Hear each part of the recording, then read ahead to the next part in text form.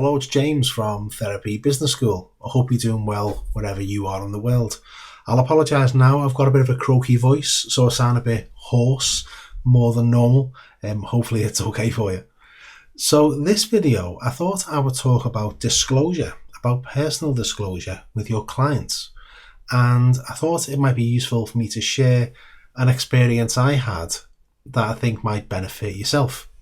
Now, when I was training to be a counsellor, we were in the classroom and the tutor was a guy called Carl. Carl was fantastic. He had a really nice way about him, and every time he opened his mouth, a pearl dropped out. And we were going to do this talk on self-disclosure, and he wanted a guinea pig. Now, Carl's background was, although he was a counsellor, he also, and a tutor, his practice was he worked in prisons, speaking with prisoners and counselling them. So the role play was going to be whoever was going to volunteer was going to pretend to be an inmate of a prison, and they were going to push for personal information for Carl to disclose as the therapist. All right. So he looked around the room and he said, "Any volunteers?" There's a gang of us sitting round in the circle. No one put their hand up. So I thought, okay, I'll do it then. So I sat in the chair opposite Carl. Now the deal was, as part of the role play, I was going to push and Carl was going to resist, and then I was going to push a bit more. Now I wasn't going to be overly difficult, but I was going to push for more information. All right. So this is how it went. So I'm the client, Carl, let's say you're Carl, and you're the therapist. So the session started and I said to Carl, Carl, we've been having these sessions a few times over now, and I come in here and I tell you all about me, but I realise that you haven't told me anything about you. How about doing that? So Carl said, well, the sessions are for you. It's for you to help understand you and for me to try and help you understand you. So let's stick with that. I thought, very cleverly done, Carl, because he was supportive, I should say. But, and I felt hurt, but he hadn't disclosed. And I thought, I'm banking that, Carl. I'm going to bank that little gem. But I was meant to push back. And I said, yeah, I hear that, Carl. I hear all that. But how about just giving me something? So I know a little bit about you and you know an awful lot about me, because that would mean a lot to me. And Carl said, okay, well, all you need to know is that I'm here for you. And he went quiet. And I had to smile inside. I was trying to keep this serious look on the outside, but I had to smile inside because I thought, masterly done, Carl, like a Jedi master he was. But I was meant to push. So I said, well, okay, Carl, it doesn't have to be, I'm not asking for your PIN number of your bank. How about, what flavour crisps do you like?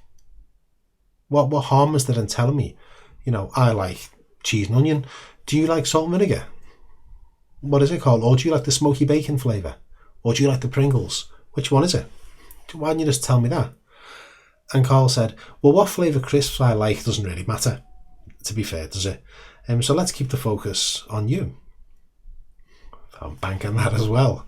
He was really very, very good at this. So I said, well, it matters to me, Carl. It matters to me a lot, because you want me to come here and pour my heart out and tell you all my deepest, darkest secrets, stuff that I've never told anybody. And you're going to sit there and not even tell me what crisps you like? Really? Is that how it's going to be? And genuinely, I could feel a frustration within myself, because he was doing it in such a nice way. There was not for me to finger point and blame, but he was dealing with this issue of disclosure. And Carl said, okay, let's speak very frankly. What flavour crisps I like does not matter, but I am here for you. And anything you want to talk about you, you've got my full concentration, 100%. So let's keep it about you and not about what flavour crisps I like. Let's do that, hey? In that moment, that realness where he sort of like upped his game a little bit, I felt a genuine connection to Carl. And I thought, because I was trying to play the role of this client, of course, and I thought, if I had been the client, that would have really made a difference. None of the rubbish. Let's cut straight to it. Because what he was really saying is, I'm not telling you. But it was done so masterfully.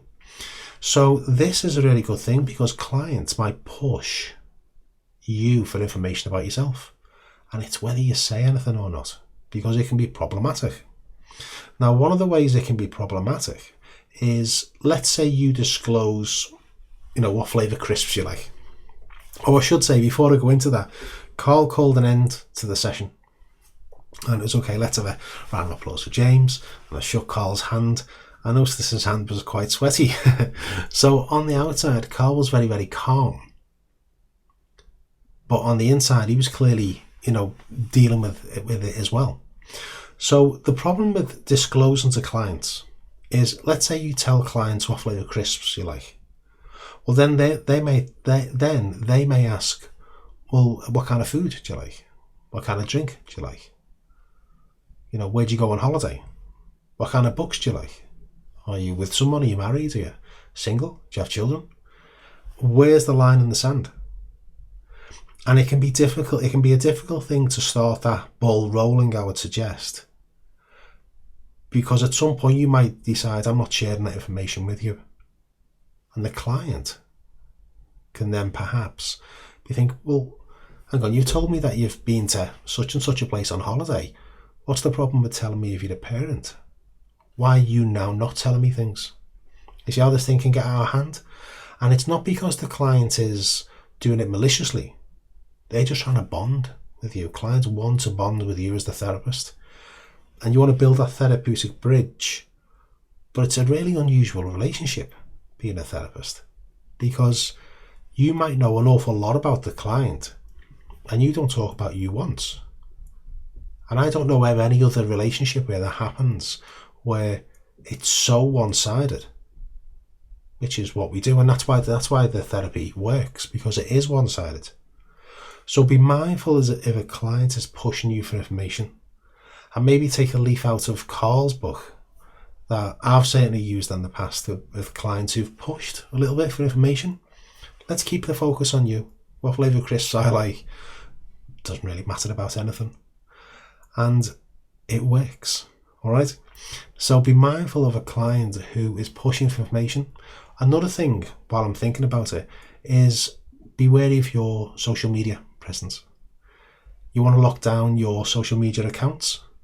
So if you've got a personal Facebook page, for instance, make it private, because clients will go looking for you, and they may not want to see you dressed up as something from a fancy dress party, maybe slightly drunk, or maybe from a beach a few years ago, whatever it might be. You don't want clients to do that. And clients won't do it, again, to be malicious. They just want to check out who you are. So make sure that your social media accounts are firmly locked down. All right? It's so important, this stuff. So I hope you're enjoying Therapy Business School. If you have enjoyed this video, and hopefully you do get value from these, please feel free to do the like, the share, and the subscribe. And I say this on every episode. I know you hear that a lot, but I say it for a reason. It tells YouTube that this channel might be beneficial for others, and then it suggests it to them. If that means we're all sharing the love. All right. If you know anyone who might benefit from this, let them know about this channel. The more the merrier. Let's have a big party, if that makes sense, on YouTube.